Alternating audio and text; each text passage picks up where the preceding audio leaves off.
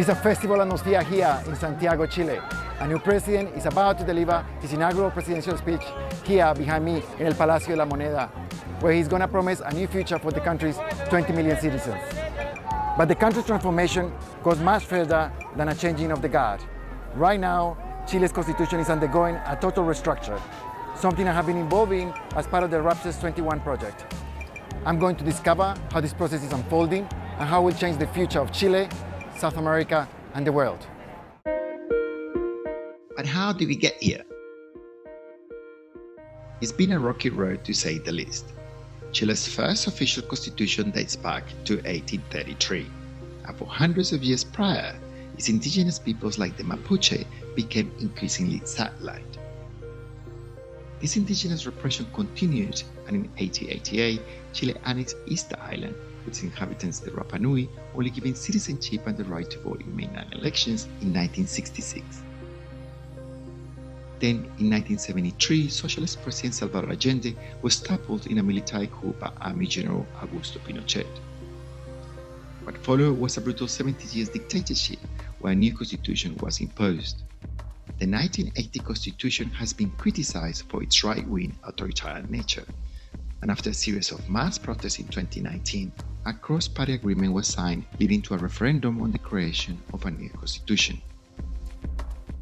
Constitutional processes are incredibly difficult in Chile and anywhere else. But what are the particular challenges that Chileans are facing at the moment in the changing the constitution? We are, I think, witnessing radical change in the history of Chilean politics. If you take a look at the history of Chile's constitutional history, you will learn that the main or fundamental actor behind every single successful political and constitutional enterprise have been the military and the armed forces. In the case of Pinochet, of course, they dismantled the democratic regime. They appointed a secret and selected committee to draft our current constitution.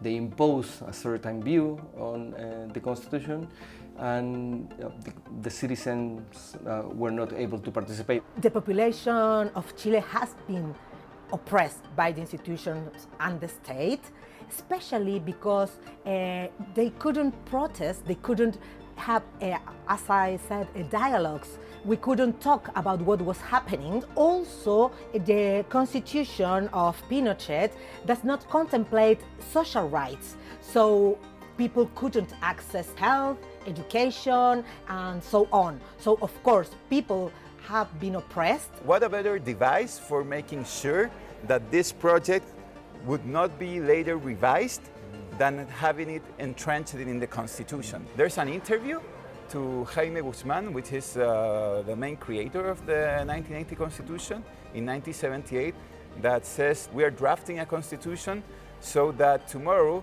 if there's someone in the power that's not from our coalition, he wouldn't be able to adopt policies much different to the ones that we would adopt. How you read the feelings, the expectations, the hopes on the streets? I would say that the very big lesson that the social outbreak of 2019 shows us is that if you have a legal system which is not sensitive to its public perception, that legal system erodes its legitimacy. We have the people voting for a new constitution, we have the people voting for a certain specific organ, which is the Constitutional Convention, to write the new constitution, and we have the people to choose our representatives to write the new constitution, and you still have the people on the streets. If you go to the Constitutional Convention today, you will find the convention doing its work, but at the same time people around the convention shouting, protesting, marching, making their claims to be heard by the convention. So that's one radical change. So how does the new constitutional process work? In 2021, Chileans went to the polls to vote for 155 members of the Constitutional Convention. These members will draft and propose the text of the new constitution on topics from economic reform to the environment, putting it to the public to approve in September 2022. The members of the convention are split evenly between men and women, with 17 seats reserved for indigenous peoples, including the ones disenfranchised Mapuche and Rapa Nui. Informing the decisions made by this group is the Raptures 21 project, an initiative responding to global challenges. It brings together individuals from across academia, government, and public organizations. My work as part of the project is helping to bring people from diverse occupations and backgrounds into the conversation, acknowledging their standpoints and concerns. Domingo, can you tell us how the work of Raptures 21, and in particular this project, New Constitutional Futures, has impacted and is impacting the teaching of constitutional law, but also the practice of constitutional law here in Chile today? The work that Raptors 21 does allow us to reach our understanding. Other factors are important, other actors are important, other languages are important in trying to more fully understand what a constitution is, what a constitution does, and what we are going to do as practitioners and lawyers and scholars. In that building, the constitutional future of Chile is being decided. We're going to be in conversation with two members of the Constitutional Assembly that have been key in the conversations taking place there. Yo soy representante del pueblo Rapa Nui en este proceso constituyente. Así que fue un ejercicio muy interesante dentro de mi pueblo, con estas ansias de poder traer las demandas tanto tiempo trabajadas y depuradas. Así que primero fue un proceso de primarias internas. I'm wondering how this exercise that we're doing with Raptures 21 here in Chile is having an impact today and has the potential to have an impact in the future. Lo que se está generando en términos de educación cívica es muy enriquecedor, y lo que significa cada derecho y cuáles serían sus implicancias en la eventualidad de que esto se aprobara. Y yo creo que lo que más destacaría es que el pueblo de Rapa Nui se hizo partícipe a través de la propuesta de una iniciativa de artículo donde se trabajó con la comunidad a través de cabildo abierto. Proyectos como este se toman en serio el compromiso democrático que supone que la democracia es el gobierno del pueblo. Si esto es así, este proceso constituyente surge de abajo hacia arriba. Por ello, propuestas como esta lo que intentan es socializar, compartir con la ciudadanía algo que tal vez es un poco lejano o muy técnico.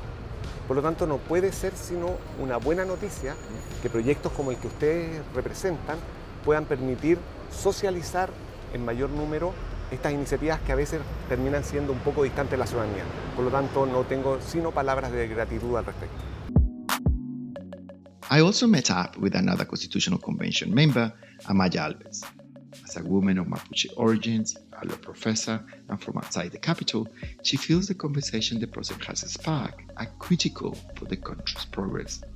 We are very long, like 6,000 kilometers long country, and quite different. In northern Chile there is a desert, in southern Chile is Patagonia and Antarctica. So it's very hard to think that throughout 200 years all decision has been made at the capital without really knowing the differences, without acknowledging the plural, diverse territories there are in Chile. The representatives that are part of the assembly are quite different and diverse than what we had in the past. I have like these three different characteristics coming from outside the capital, being a woman and being indigenous, that are quite like something that never happened in the past. I mean, I'm part of a conversation that happened outside us in the past, and being at the assembly brings new themes to the table and new claims, and the way in which those claims are being addressed is also different. So I guess makes a full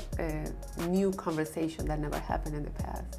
How the work that we have been doing in the New Constitutional Futures project of Raptures 21 has had an impact in the way you think about your work in the Constitutional Assembly today, and how do you think it will have an impact in the future? I've learned from you, and I'm sure this is a very relevant part of the project, to think about local impact, but in a global way, and the other way around. What happenings locally, it's relevant for the global ideas also. Maybe we haven't talked enough about this, how we could reframe the relationship between the local and the global in economic terms, And I think we should do it. And this project has been able to make me think about this.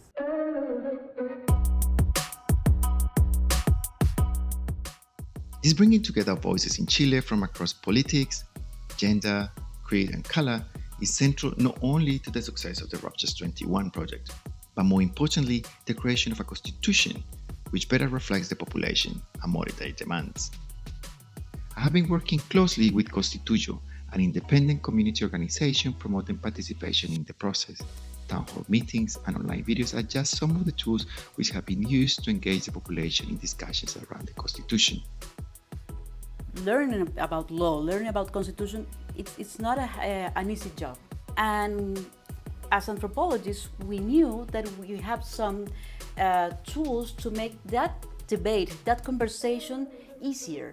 We wanted to open this conversation about the Constitution and try to calm these fears in the society about changing this Constitution. We were in this impulse of like collaboration, interdisciplinary collaboration of our friends that were from social science or history, or well, later on we did make some friends in law, and arts and film, all wanting to do something, knowing that this was the moment. It's not about educate people, but learn with the people. Yeah. And we can all learn. We're not experts. Between all of us, we can create new knowledge. And from that, we can create a new constitution or a new political process or a new social movement. That's the idea, how we can share what we know. Political infighting and several controversial proposals have led to a drop in support for the process. So with its critics, what are some of the challenges being faced? On the one hand, we need to change and we need to guarantee, for instance, social, economic rights, and then the opposition will ask and will do this propaganda against it because they are saying how we can pay in order to implement these changes. On the other hand, there are a lot of moral issues that also the Constitution of Pinochet implemented. Sexual and reproductive rights, for instance, will be in the new constitution, and of course there will be a lot of complaint or a lot of propaganda against that because they will say, well, what happened with abortion and all these subjects. Also, sexual education has been a huge topic in Chile. Conservatives are fighting against sexual education from decades, so I think that those issues will be key. So what do the people think? Cuéntame para ti qué significa el nuevo presidente y la nueva constitución.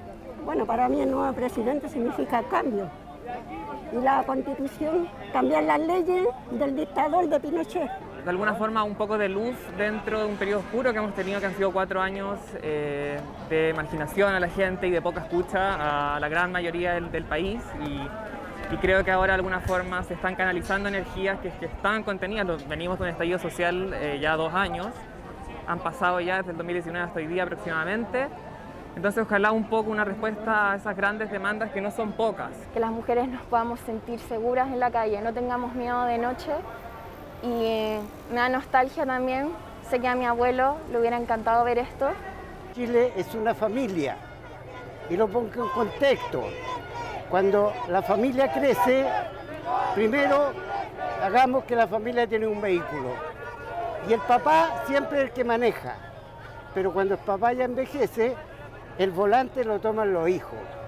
Y esa es la esperanza que tenemos, que el hijo conduzca bien, como se le ha enseñado, y el papá vaya a descansar. Eso es lo que ve la juventud en la política hoy en día, que los políticos antiguos, los de edad, ya descansen y el país lo administre la juventud, con nuevas mentalidades, con nuevas visiones y con nuevos métodos que hoy día el mundo ha avanzado.